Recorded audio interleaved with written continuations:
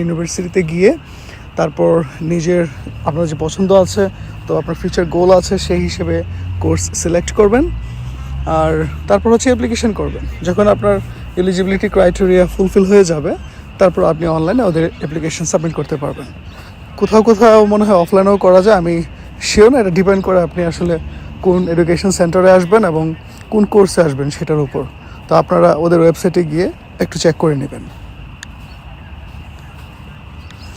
আর যখন আপনি অ্যাডমিশন পেয়ে যাবেন, অফার লেটার সহ আপনি স্টুডেন্ট ভিসা অ্যাপ্লাই করবেন।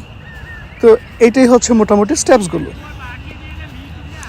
আর যারা মেলবোর্নে পড়াশোনা করতে আসতে চান, তাদের জন্য হয়তো এখানে ভিক্টোরিয়া ইউনিভার্সিটি আছে, যারা কিনা সাপ্লাই চেইন, তারপর লজিস্টিক্স এবং ইন্টারন্যাশনাল কমার্সের উপর বিভিন্ন কোর্স অফার করে, যেটা কিনা ইন্টারন্যাশনাল স্টুডেন্টরা হয়তো